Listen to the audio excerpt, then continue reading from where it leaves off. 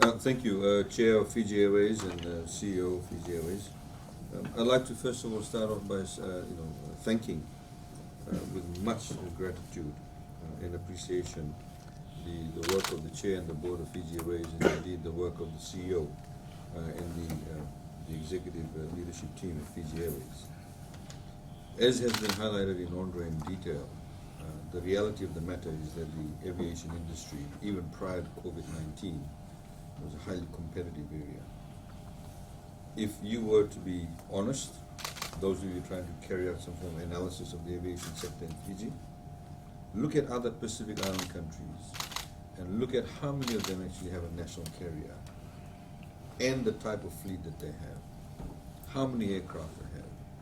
Do they have a Skytrax 4-star rating? If people are to be honest.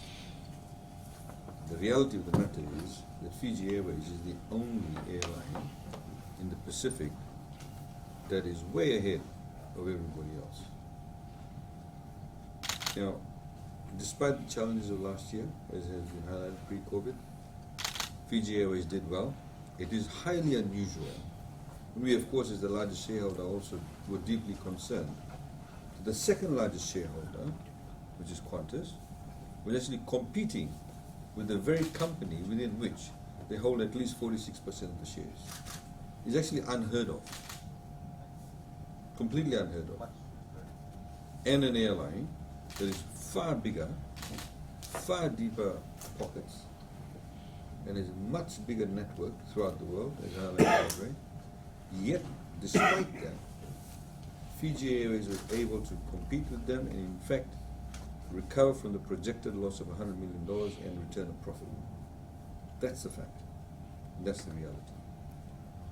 The other fact that I also want to highlight is post-COVID, and it is very unfortunate that there are many people, and I have to say this today, I have been listening to various politicians, media outlets make comments, assertions, covering the comments made by these politicians and others who now suddenly become aviation experts, with absolutely no understanding of the aviation sector itself, absolutely no understanding of how financing is done in the aviation sector. Despite that, and I have to say the media actually has been very, unprofessional in this sense, without getting the right information, have gone out and published and wrote these stories to the detriment. I mean, you have one politician here issuing a statement saying it's time that the national airline, which is facing liquidation or bankruptcy due to inability to repay the loans. How highly irresponsible is that? Here is the national carrier, brings close to 70% of the tourists. Majority of the people in the hotel industry today have lost their jobs because we cannot bring in tourists because of the health issues. Yet, the only conduit through which these hotels will be filled in through would be Fiji Airways. Fiji Airways is our pride, as I've said repeatedly over the past nearly a decade now. And we obviously have a very good team in place with the board and the CEO, making these type of irresponsible comments. Yet, on the other hand, you have Asian Development Bank, which for the first time is actually lending to an airline company. If you go and look at the portfolio, ADB will actually go through every single page of the accounts of Fiji Airways.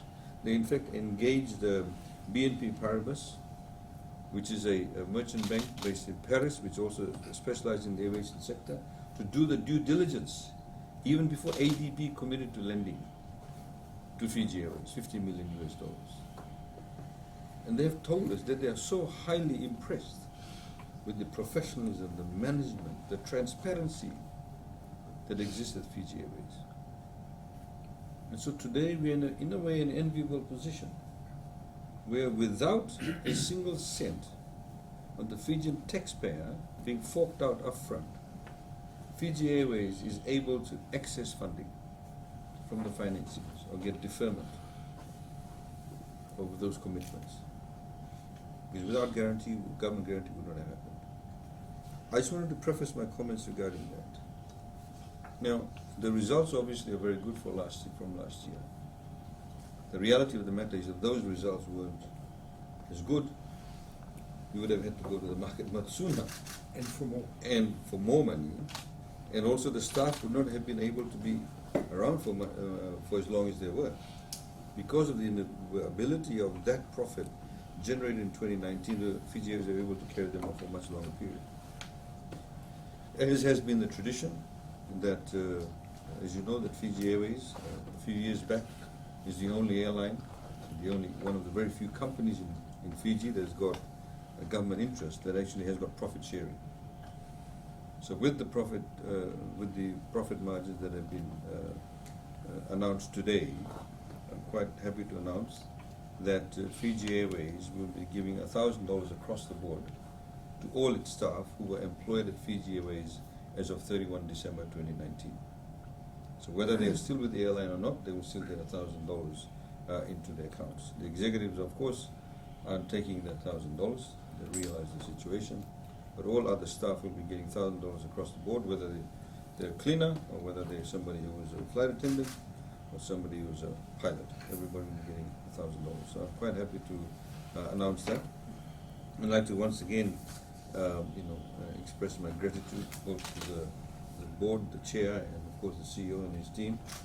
I mean, I can tell you, the deal that Andre and the team with the board struck with the A350, the ability to get that aircraft so quickly from the time they decided to purchase that aircraft was phenomenal.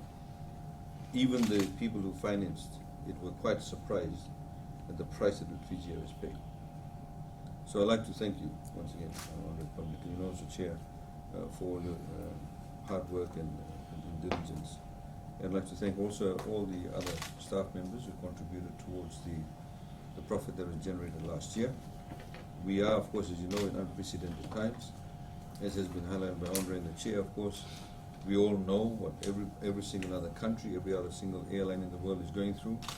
And we obviously hope for the best. We need to, in the same way, the person who runs a shop in downtown Nadi or in Suva or Lautoka, they themselves are asking for reduction in rent or deferral of payments. In the same way the banks, we've made arrangements with the banks. People who have got mortgage payments, they're asking for holidays if they've lost jobs, and the banks are accommodating their businesses that have loans. This is a similar trend that Fiji Airways is taking place. So I cannot see why the criticism when everybody else is doing it, and it is accepted throughout the business community. And I'd like to thank everybody for this, and I wish the airline, of course, all the best. Government is here to support. We see the overall big picture.